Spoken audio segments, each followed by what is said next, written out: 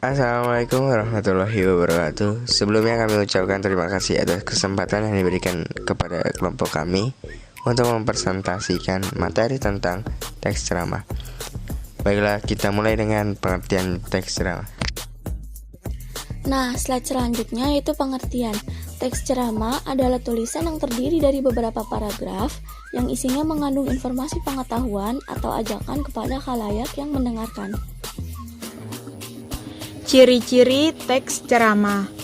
Teks ceramah disampaikan oleh seseorang yang ahli dalam bidang atau disiplin ilmu tertentu.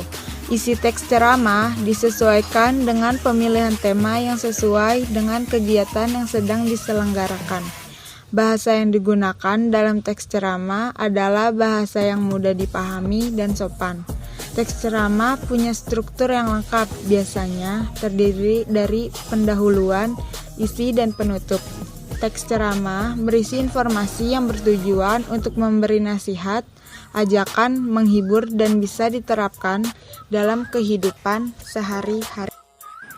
Perbedaan ceramah, pidato, dan khotbah. Ceramah adalah pembicaraan di depan umum yang berisi penyampaian suatu informasi, pengetahuan, dan sebagainya.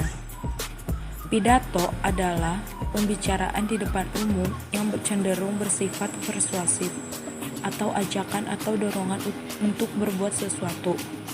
Khotbah adalah pembicaraan di depan umum yang berisi penyampaian pengetahuan keagamaan atau praktik beribadah dan ajakan-ajakan untuk memperkuat keimanan. Teks ceramah ada 3, yaitu 1. Pendahuluan atau tesis, berupa pengenalan isu, masalah, ataupun pandangan pembicara tentang topik yang akan dibahasnya. 2. Isi atau rangkaian argumen, berupa rangkaian argumen pembicara berkaitan dengan pendahuluan atau tesis. 3. Penutup atau penegasan kembali, berupa penegasan kembali atas pernyataan sebelumnya. Kaidah kebahasaan teks ceramah. A. Menggunakan kata ganti orang pertama atau tunggal dan kata ganti orang kedua jamak. Sebagai sapaan, kata ganti orang pertama yakni saya, aku. Mungkin juga kata kami apabila penceramahnya mengatasnamakan kelompok.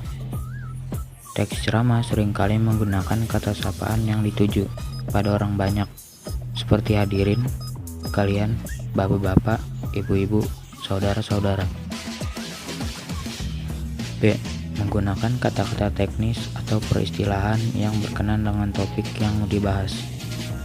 Dengan topik tentang masalah kebahasaan yang menjadi fokus pembahasannya, istilah-istilah yang muncul dalam teks tersebut adalah sarkastis, eufemistis, tata krama, kesantunan berbahasa, etika berbahasa.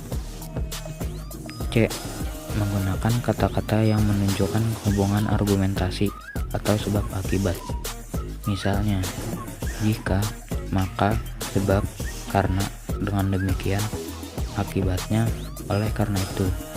Selain itu, dapat digunakan pula kata-kata yang menyatakan hubungan temporal ataupun perbandingan atau pertentangan seperti sebelum itu, kemudian, pada akhirnya, sebaliknya. Berbeda halnya, namun. D. Menggunakan kata-kata kerja mental seperti diharapkan, memprihatinkan, memperkirakan, mengagumkan, menduga, berpendapat, berasumsi, menyimpulkan. E. Menggunakan kata-kata persuasif seperti hendaklah, sebaiknya, diharapkan, perlu, harus. Jenis-jenis informasi dalam teks ceramah. A. Informasi berdasarkan fungsi, yaitu informasi yang bergantung pada materi dan juga kegunaan informasi.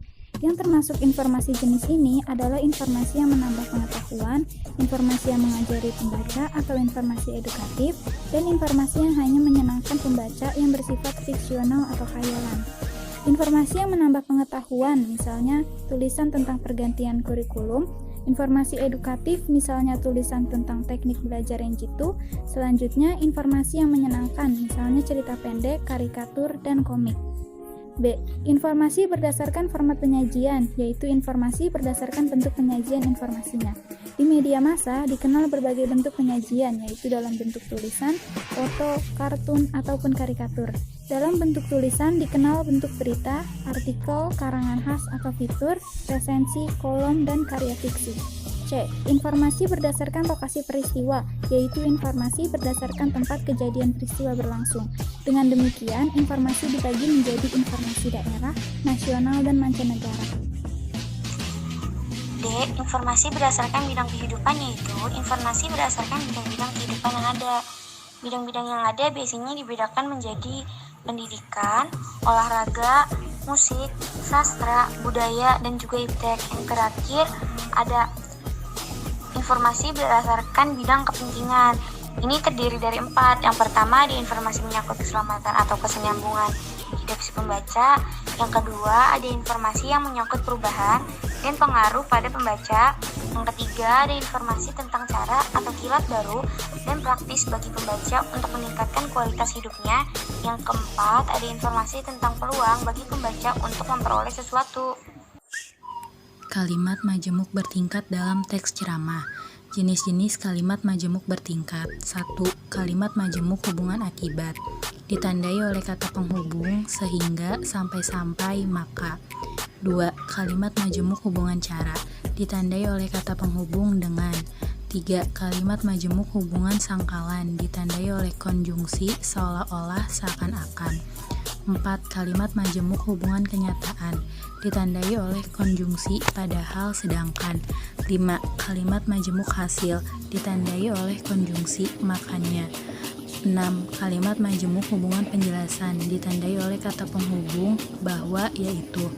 7. Kalimat majemuk hubungan atributif. Ditandai oleh konjungsi yang. Langkah-langkah menyusun teks ceramah. A. Menentukan topik. B. Merumuskan tujuan ceramah. 1. Tujuan umum ceramah biasanya dirumuskan dalam 3 hal, yaitu memberitahukan atau informatif, memengaruhi atau persuasif, dan menghibur atau rekreatif. A. Ceramah informatif ditujukan untuk menambahkan pengetahuan pendengar. Misalnya, ceramah tentang peran pelajar pada masa perang kemerdekaan, posisi Indonesia di kancah internasional. B. Ceramah persuasif ditujukan agar pendengar mempercayai, menyetujui, atau bahkan mengikuti ajakan pembicara. Misalnya, ceramah tentang cara-cara hidup sehat dan menjaga kesehatan lingkungan. C. Ceramah rekreatif ditujukan agar pendengar merasa terhibur. Karena itu, ceramah ini banyak diwarnai oleh humor, anekdot, ataupun guyonan-guyonan yang memancing tertawa pendengar. 2. Tujuan khusus. Contoh tujuan khusus ada 2. Yang pertama tuh tujuan umum. Tujuan umum itu seperti informatif atau memberitahu. Sedangkan yang kedua itu tujuan khusus, di mana pendengar biasanya sudah tahu, seperti setiap daerah memiliki budaya yang khas. Langkah-langkah menyusun teks ceramah. C. Menyusun kerangka ceramah. Kerangka ceramah yang baik memiliki ciri-ciri sebagai berikut. 1. Ceramah meliputi 3 bagian pokok, yaitu pengantar, isi, dan penutup. 2. Maksud dari ceramah diungkapkan dengan jelas. 3. Setiap bagian dalam kerangka ceramah hanya memiliki satu gagasan. 4. Bagian-bagian dalam kerangka ceramah harus tersusun secara logis. D. Menyusun ceramah berdasarkan kerangka.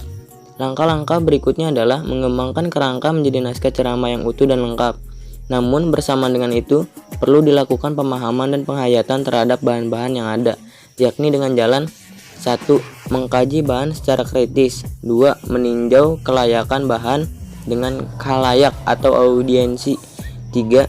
Meninjau bahan yang memungkinkan menimbulkan pro dan kontra. 4. Menyusun sistematika bahan ceramah. Dan 5.